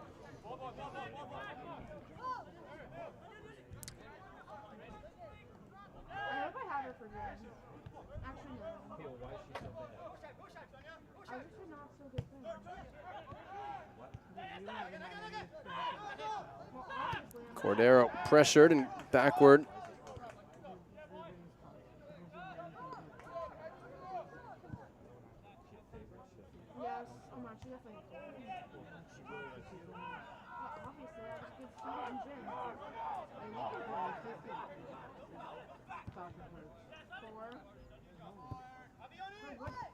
Ooh, I think the ball caught Aronis in the face, not the player.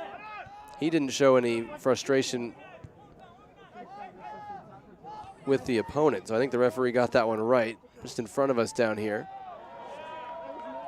Hard challenge by Achterkamp, got it away to Germont, trying to keep it moving for Aronis, and I don't know if Tucker knew he had somebody over his shoulder, but he does well with it.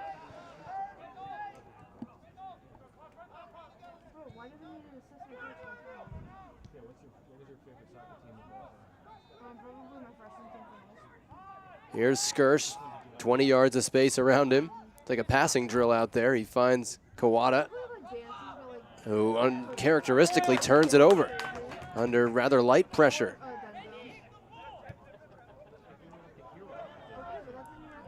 Germont runs this one down in the corner.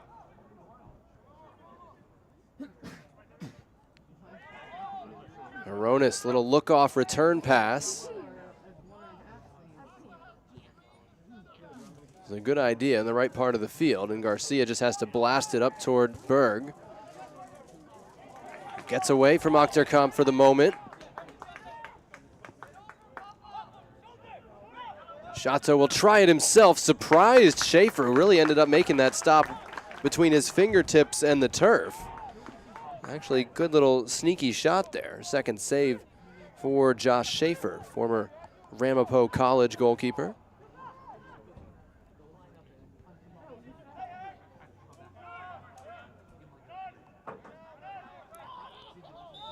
That foul goes against Motown. Skirsch back on his feet. And it'll be a Columbus United free kick. Year one for this Columbus United team. And again, a big hello to all the watch parties, including Scofflaw Brewing over there in Columbus. The support for this team on its postseason run has been really cool to see, and you hope it gives them a lot to build on in year two. Crunching challenge there. Achterkamp against the substitute Scarborough. But a legal one, and Motown goes the other way. There's the switch to Aronis. Found the right pass there. That didn't go so well. Luca Campbell stumbled over it.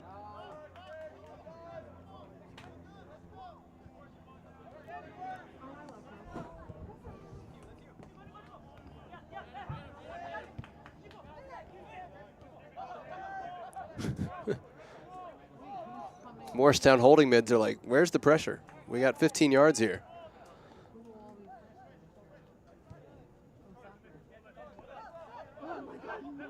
And again, that's the difference with the 2-0 lead. Motown can afford to make Columbus come to them a little bit. Don't have to send as many numbers forward, and in fact, they're not. Bermudez is well over there. Almost hard to see. And Motown enjoys a little bit of possession here as we hit the 70-minute mark. Motown trying for a fourth consecutive win in this postseason, running their NPSL unbeaten streak to 14.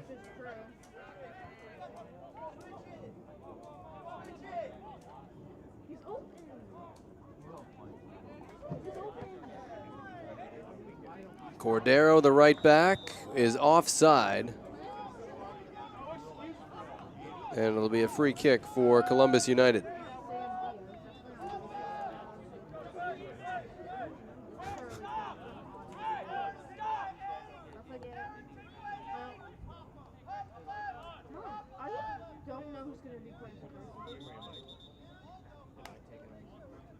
Now the fourth official is pointing out that there's still a ball in the field. Well spotted. Give Balvier Cabrera Garcia some credit. Good communication from the officials there, and we will restart with the free kick at the back. 20 minutes to go for Columbus United to find 2 goals and keep Motown out to keep this magical postseason run going. And even then, they would just be buying themselves 30 more minutes of pressure. But they would be glad to keep going at this point.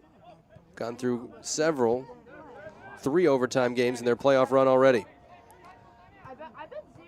Captain on captain, Garcia wins a goal kick for Columbus United.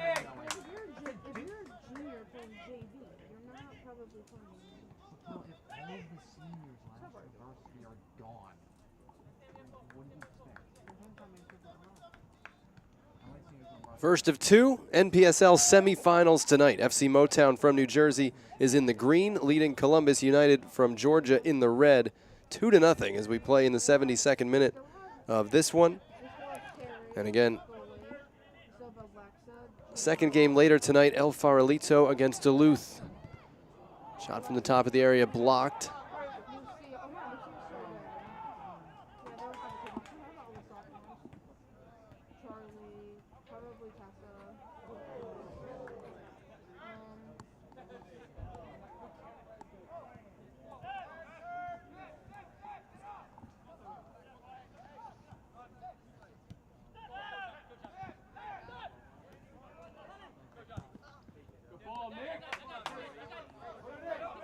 Room for Bermudez over on this near side now.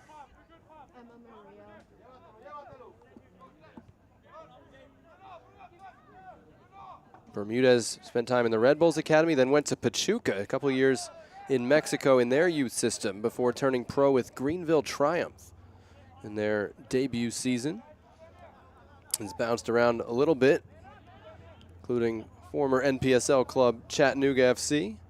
Before coming to Motown back home, he's a Union City guy.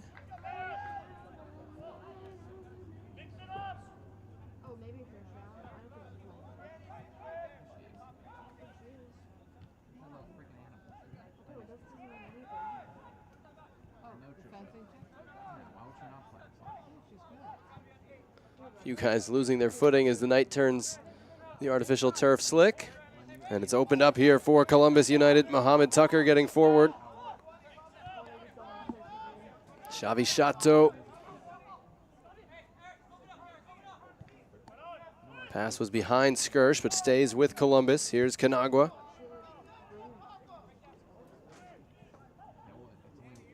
Canagua had a pro offer this offseason, but couldn't work out the logistics of it. Still trying to figure out whatever that next step is. All kinds of space for Tucker. Cordero left him alone. Tucker into the penalty area, going end line. Cordero got kind of a half forearm into him that's never going to get you a penalty called, and got Tucker off balance as he delivered the cross, and now a handshake for him from the vet.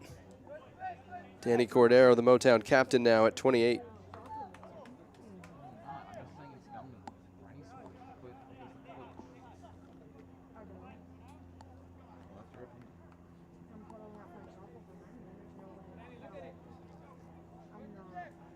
Motown warming up Ethan Hagen, one of their multi-position guys.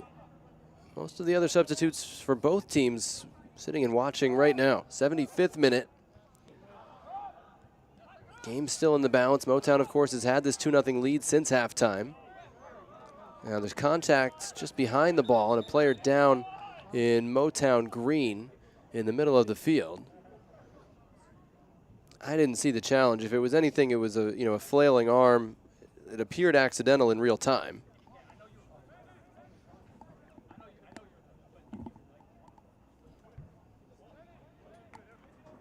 I believe it's Aronis who will walk over to the Motown sideline. Cordero is indefatigable, right? He just ran from right back to his bench to get some water. Runs right back. No prob.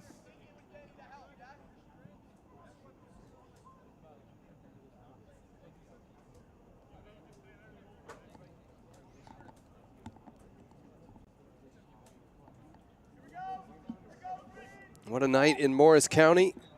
FC Motown trying to do it again and head to its third NPSL final in the last 6 seasons.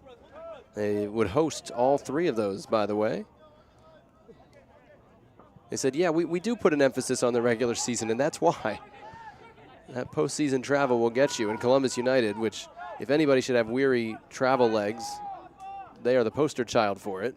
Only hosted the first of their 5 playoff games and have been on some long and diverse trips. Again, serious logistical challenges coming back from Midland last week. Forced most of the team to bus from Houston. And then everybody decided we're not messing with airlines this week. We're busing all the way up to New Jersey. So came in yesterday.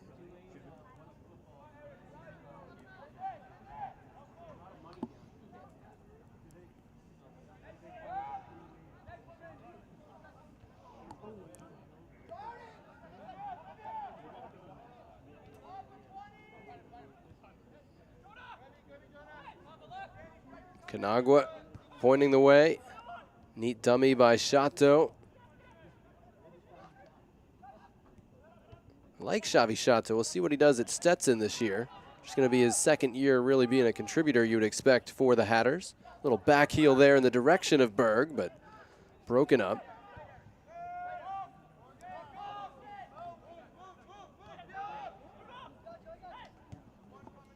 Here's Tucker, part of that VCU squad.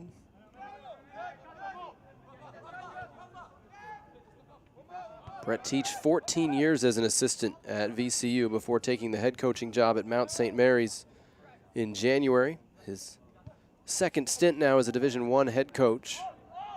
Very curious to see what that team looks like as Tucker sends in a dangerous cross, but offside flag was up against Berg.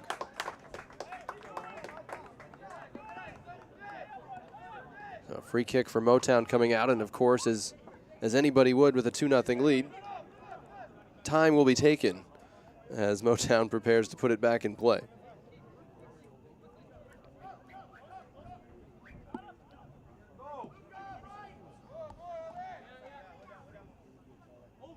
But Brett Teach, the Columbus United head coach, said, I'm 60 years old, my parents are still alive. How many people can say that? He lived with his parents in Atlanta this summer, got to spend a lot of time with them, really appreciative for that, in addition to what he described as a wonderful experience coaching this group, even as it's eaten into all of their summer plans and schedules.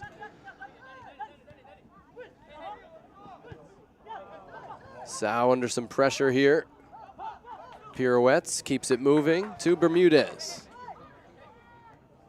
Little triangle passing. Some olays, and they play it through. Mo Germain is onside, squares it across, and covering at the penalty spot was Scarborough for Columbus United. Cordero stepping into it. Throw in coming for Motown, bodies flying at this point in the game.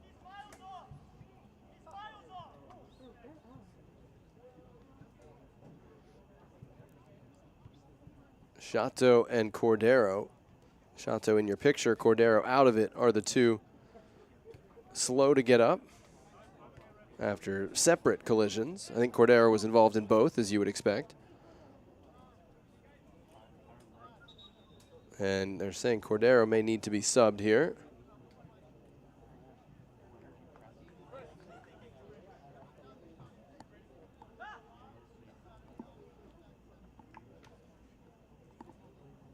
As we near 80 minutes in Madison, New Jersey, just one town over from Morristown, for which FC Motown is named. No, we're not in Detroit. Get that a lot. And the end of the road appears to be drawing near for Columbus United, but still 10 minutes and some decent stoppage time remaining for them to create a stir and some kind of comeback in this one.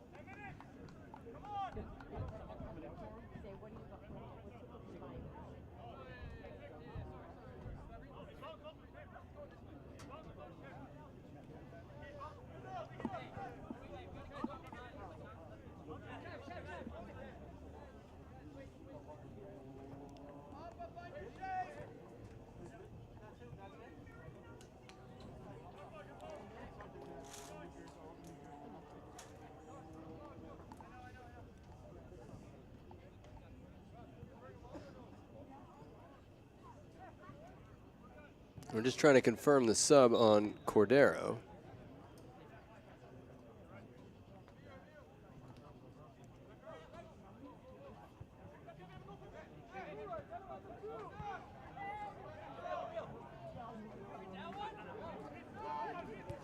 I think Motown players still don't know if they're playing with 10 or not. I don't think the sub has come in, so I think Motown is playing with 10 at the moment.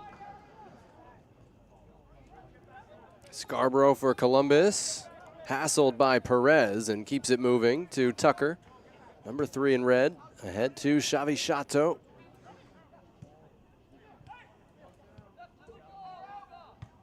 Romanian dad, loved soccer, wanted Xavi to play soccer as a youngster, and he never really got into it. And then he said, about 11, a bunch of my friends had a team, kind of relaxed and chill, and I started playing, and I fell in love with the game at 11. And then he started progressing into more competitive atmospheres. Scarborough, his opposite number on the right, plays the cross in, nobody there in red.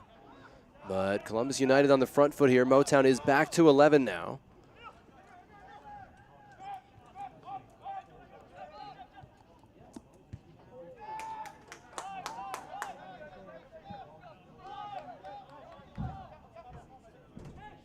But just who is where, we're still trying to sort out. Ooh, that's well won in the midfield. Bermudez onto the ball here. And Germont.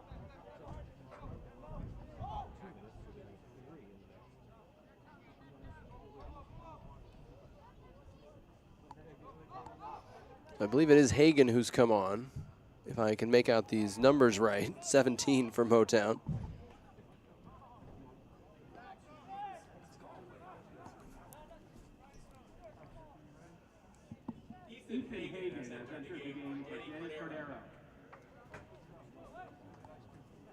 Throw in for Motown in the corner with 7 minutes plus stoppage time to go. There was a little bit of a mugging there. Play on. That's turned over. Akhterkamp trying to cut it back. Perez didn't have a wide option. Ooh, spinning footwork and a shove. I think he was already going down, but there was kind of an arm extended by Santana there, and it'll be a free kick for Motown. So Ronis now playing on the left wing. Who won it? 90 minutes or is there extra time?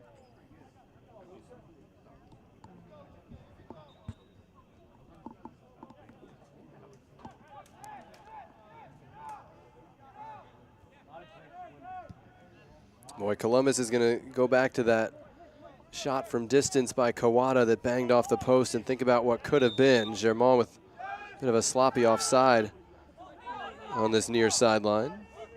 That would have tied the game 1-1 just before the half. Instead, Motown, less than 5 minutes later, made it 2-0, which didn't have to be the end of it, but Columbus didn't mount a whole lot of dangerous chances in this second half. Even in that early flurry, the first 5 or 10 minutes that was chaotic, it was mostly Motown pushing forward. Neat control by Ruiz and Sao in the middle. Sao, long diagonal looking for Germont. He's onside this time. He's outnumbered. He doesn't mind. Brings it back for Campbell. His pass broken up by Berg, center forward doing the defending. Tries to scoop it away. Kanagwa, Chateau, Berg. And a little trip up there by Ruiz. It'll be a free kick for Columbus United, taken quickly. They are running out of time. 5 minutes plus stoppage time to go. And again, if it is the end of the line for Columbus, what a campaign, what a season. Nothing like a first season playoff run, a last-second victory in a home playoff game to galvanize people and get them ready for next year. So real promise there.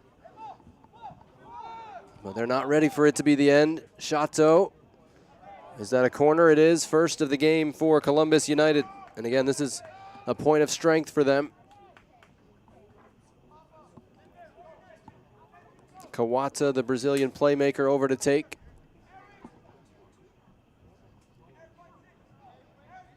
Shato's with him, but I think Kawata's sending this in.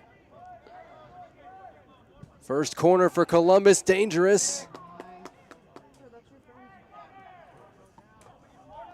Instead, it goes the other way for Motown. Aronis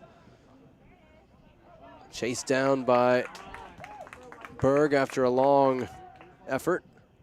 And it will be a Columbus United throw on the far side.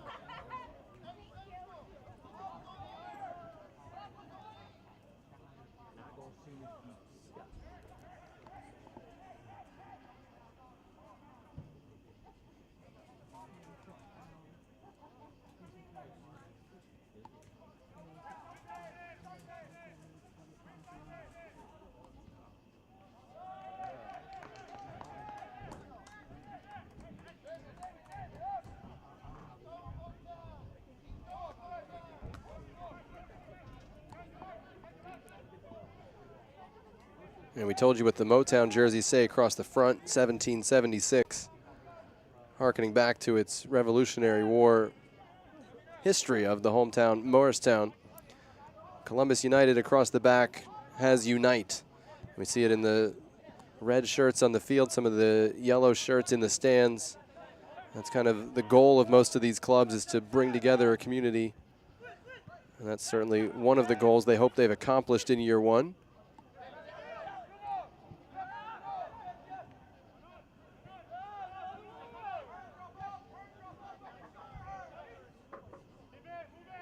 Shato on the move, backward for Canagua.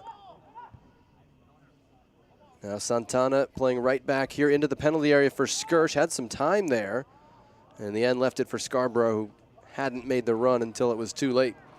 2 minutes on the clock, plus whatever time the referee adds, separating Motown from another NPSL final.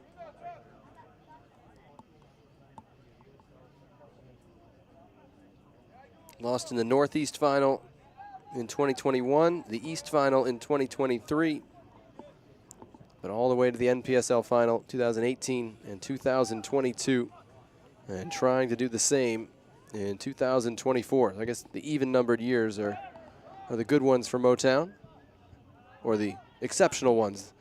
The other ones have still been good, reaching a regional final or a regional semifinal, along with Open Cup exploits and what have you.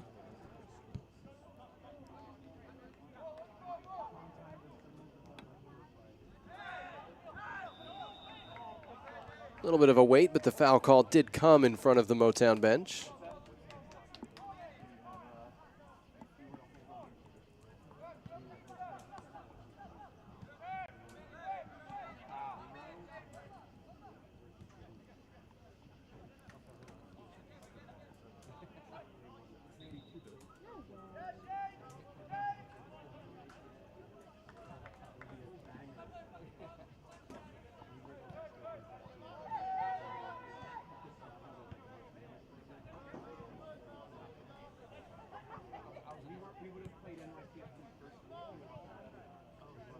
'90th minute here as Motown tries to close it out. Shato attacking for Columbus United. Berg was just under too much pressure there.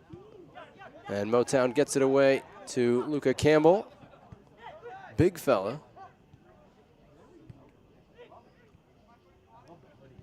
As we're into stoppage time now. Fourth official's on the far side from us, so your guess is as good as mine. That's through for the run of Germont. He is offside. Flag is up from the near side AR. Free kick for Columbus.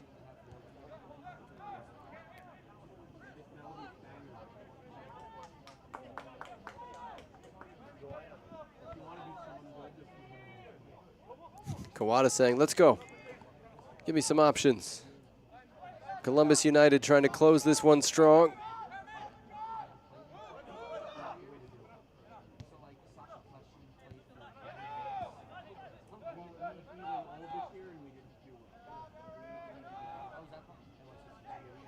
Dominguez stepping forward. under pressure. Motown just doing enough to keep the ball here.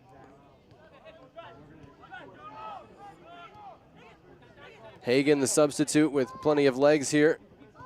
Gets it back from Bermudez. Into the second minute of stoppage time. Motown trying to book its spot, hosting the NPSL final for a third time.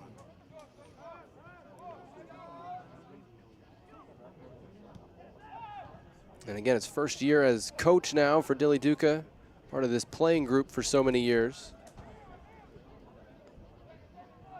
And you've seen some of the patterns of play he's tried to instill.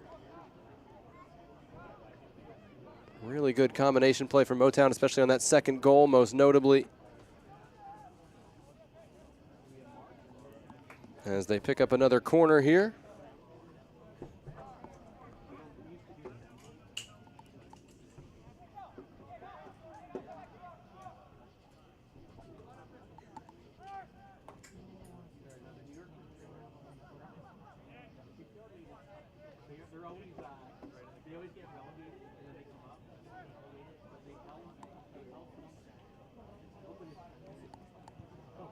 Motown restarts with the corner played centrally and all the way back to the back line.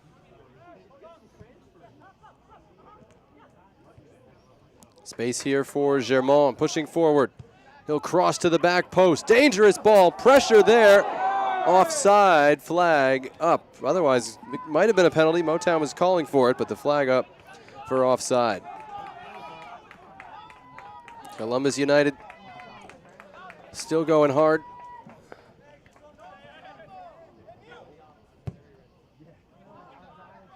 Hopeful diagonal from Berg is cleared into the center circle as we near 3 minutes of stoppage time.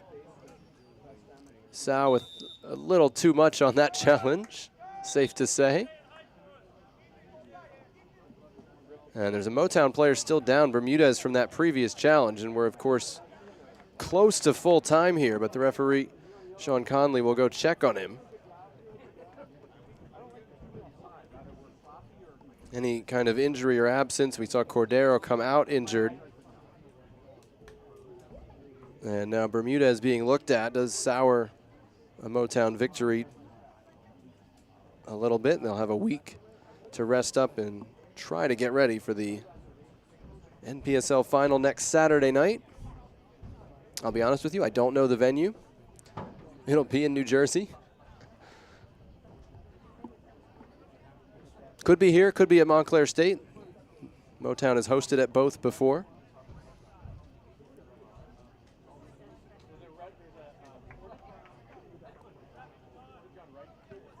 Are they going to let them sub for him? Yep, he's saying go on. I believe that's Nick Cruz coming on here in 5th minute of stoppage time.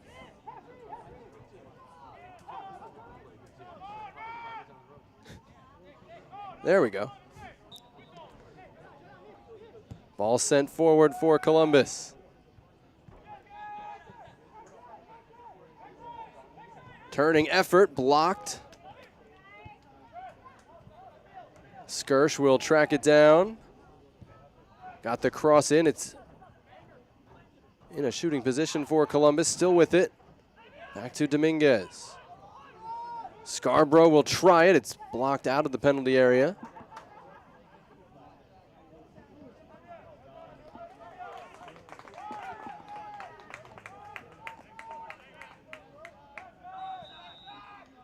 Free kick going Motown's way as we're into the 6th minute of stoppage time here. You figure one was added for the injury.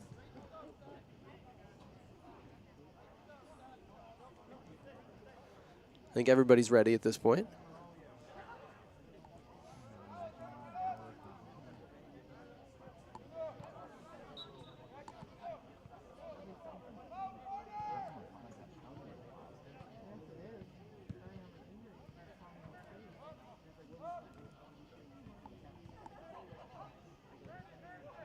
Germont once again, offside once again. Stop me if you've heard it before.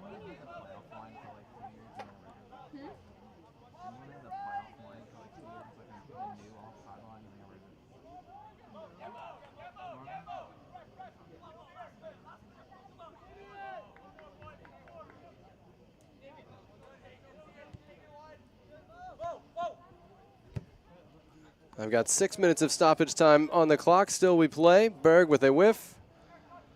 Now applying some pressure. That one's still in. Off of whom did it go out? Off of Motown. Another corner coming for Columbus United.